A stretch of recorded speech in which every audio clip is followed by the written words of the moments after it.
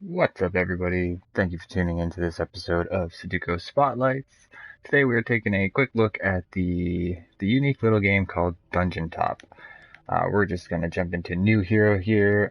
There is a draft mode, but that's more so if you've done a handful of runs and you have a bunch of the cards unlocked. Um, so basically, what you do in this game is it's a lot like Nowhere Profit, which is a game I covered earlier on the channel. I'll link to that video at the end of this video. Um, but pretty much your class is going to be one deck of cards, and you get starting bonuses. And then your legions is going to be a second deck of cards. So we'll keep it simple. We'll just go rogue and we'll go guardians here. I'm pretty sure the guardians are the starting one. You actually start with the warrior class, but I'm gonna play the rogue so that because you have to unlock the rogue, so that way when you guys play the warrior, you won't be seeing everything that I did in the video. Um, the dungeon ferocity is every time you beat the game, you unlock a higher ferocity, and it is per character, I'm pretty sure. So like you have to beat it with the warrior to unlock the dungeon ferocity on the warrior, rogue, and the last character is a mage. So we'll leave it at that. There is bounties, which is like challenges to go do in the game, but we're not going to worry about that. We have 149 gold, but we're not going to worry about unlocking cards right now. We're just going to show you what it's like. Sure, I don't care about the name today. So it's very similar to Nowhere Profit, but where Nowhere Profit has like a sci-fi setting and is focused a lot on range combat and guns, this focuses on having melee with the range option, such as bows and throwing weapons, things like that. I think it's brilliant the way they put everything together. It's a great little game. It's one of those ones. I know I say this all the time, but it's one of those games that you can play for 5 minutes or you can play for 5 hours, and you're still going to be having fun either way. So this is the overworld. You pick where you want to move. There's not a whole lot to do in the rooms per se. There is some events. It's definitely not as story oriented, and it's not telling like this epic saga like Nowhere Profit. It's very much just kind of get in and play. You can sneak past enemies if you think you're not equipped to handle them, but the percent chance to sneak past will go down. Obviously, if you play a rogue, you get bonuses, but we're just gonna fight so you can see what it's like. Alright, so this is the starting hand. Anybody who's played Magic will be comfortable immediately with this game, because there is new things, but at the same time, there's things that you've seen before. So these guys both have range. This guy's going to increase his power every time he levels, or every turn he's on the board. This is going to let me deal damage to a adjacent target. This is a hero that works well with my rogue class, but none of these are good for starting, actually. So we're going to redraw the whole hand, and we got nothing better. Alright. Is this guy ranged? No, but he gets blocked too for the first turn. So, this is what we're going to do. So when I put her down, what'll happen is she'll increase my attack. She increases the damage to anybody around her, but I'll throw down the banner back here to increase everybody's attack even more. Can I just sling this one? I could have, but...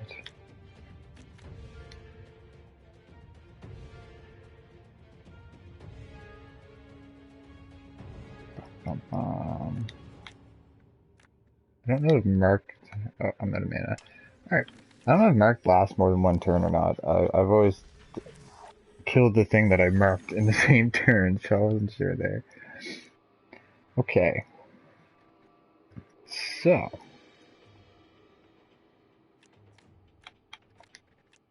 where the rogue can move twice...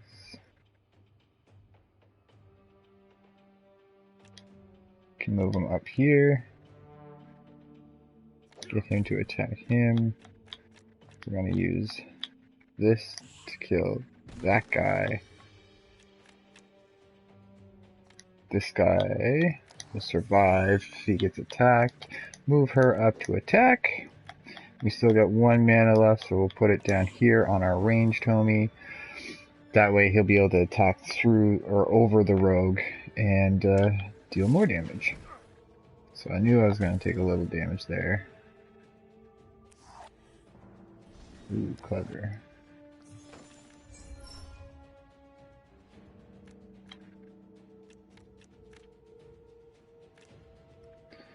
So, what's this one do? Just 2 damage to just great. Oh, and I can crit. So I want to do this. And then, I didn't mean to push the turn button! Oh no, what have we done? This is disastrous, we might die. Oh no! Mistakes were made!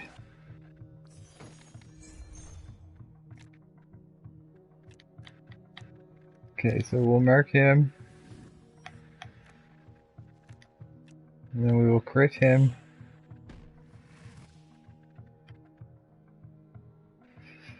Oh, how to do this?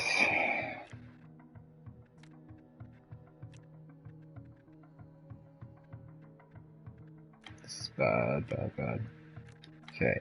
Unless it states that they do return attacks, they don't. I'm gonna attack, and then I'm going to run away, even though he is ranged. So I can do that. And then we're gonna throw you down for blocking. That's all we're gonna do. We might lose, we might. Oh my goodness.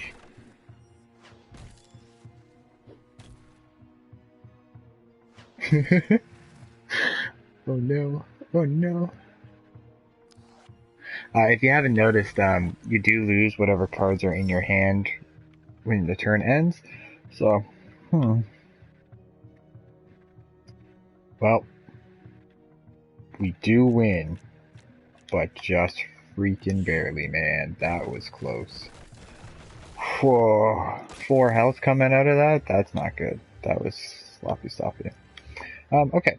So if you look in the top left-hand corner, there is the orange stones and then the magnifying glass that is shaking. I can choose 2 of these rewards for the magnifying glass, and I just get them for free. The orange stones, those are throughout the course of the run. You can sometimes get more, but they're finite. Whereas the magnifying glass will be every battle that we win, and we can take 2 of the rewards for free, and then use the stones to take more if we so choose. I'll take the bomb and the mark. Okay, so we got an event, the blacksmith, and another fight. We're gonna go to the blacksmith because the blacksmith lets us upgrade cards. The first time you go to any kind of shop, blacksmith or temple or anything like that, the first time is always free. The second time you have to use a treasure card, and treasure cards are indicated with a symbol on them, so you'll know what they are, and they're a bit rare. But what do we want to upgrade is the question.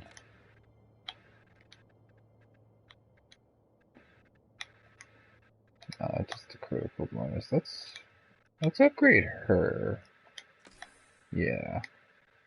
So then she'll have more health when we're going into fights. We're gonna drink the potion. It healed us, thank goodness. Alright, so we can go fight any one of these 3. I think we should go fight the sniper, because we did so well against the ranged people last time. Actually, I'll try and sneak by. Let's go. Oh, perfect. So the temple just lets you take cards out of your deck, so that way you can have a more streamlined approach. So like if you're trying to play like a more ranged deck, you're not getting like the melee abilities kind of thing. So when you get to the end of a path, air quotes, you can choose the normal path, dark path. It's just normal or hard. We'll stick to normal just because we almost died already, and then it just opens the different paths. This like back here, you do continue on, and there is going to be a boss. I mean, we'll do this fight, but that's probably all I'm going to show you, just because you get the idea, right? So let's ditch that guy. Let's ditch the close range. We'll keep the Merc, and we'll keep that. How close do I need to be for this one? Range 2. So if I go there, I can do this.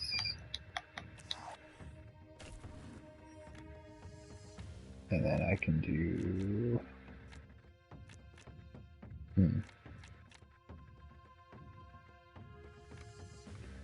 Oh, I can do this.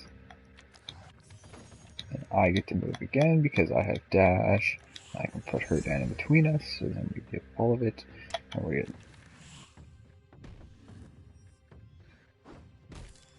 She served her purpose. We're fine with that. Okay.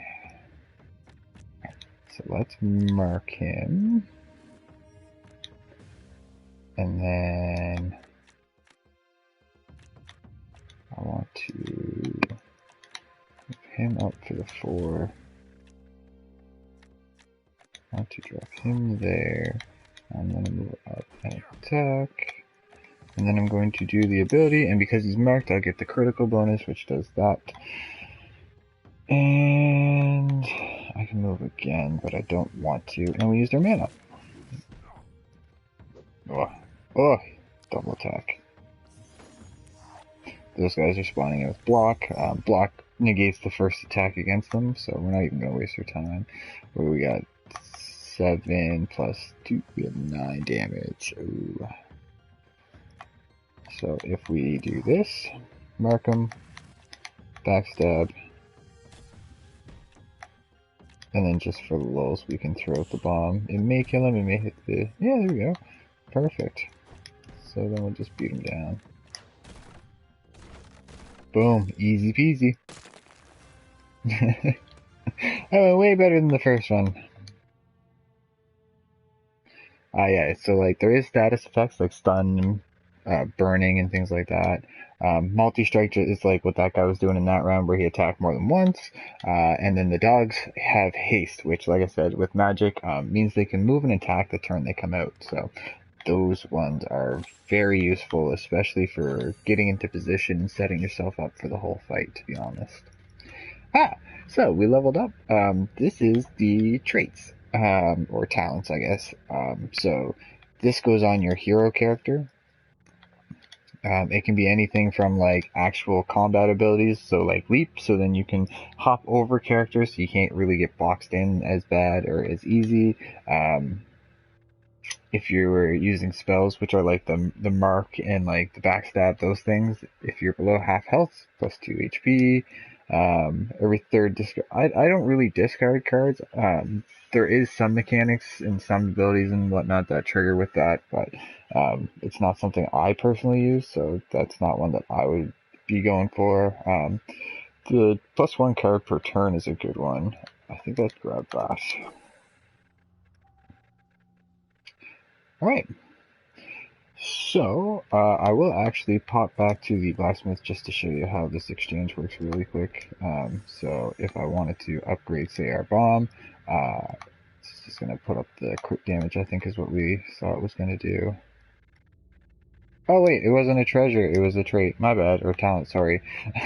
My bad. Alright, but that's pretty much it for the basics. I don't want to show you too much else because like the boss fights and everything, they do have unique mechanics on the board and things like that. And when you level up your character, like we're only level 2 right here, but when you level them up, like they get really kind of tricky. Like I had one build on the rogue where I could move him like 5 or 6 times in a single turn, and he had multi-strike something like 6 or 7, so he could move all over the place and throw daggers out for 2-3 damage like 6 or 7 times. Like it was crazy, but the game stacked and balanced, and it was very fun. Like I can't recommend this one enough. It's like I said, like you can drop in and play just a round or two. You can save your progress in a run, so you don't even have to finish the whole run. You can drop in, do just a battle or two, and then take off. Or you can sit down, you can just grind it out and buy all the cards and try and get your ferocity up in the dungeon. But yeah, that's going to do it. That's Dungeon Top. I hope you guys check it out. If you've heard of it or if you've played it, give me a comment down below. If you like the video, smash the button. If you want to help the channel out, share it. That's going to be how we grow. And if you want to subscribe, I do all my videos live, so you might be able to catch it live before it goes on the channel. Thanks for tuning in, guys. I'll catch you on the next one.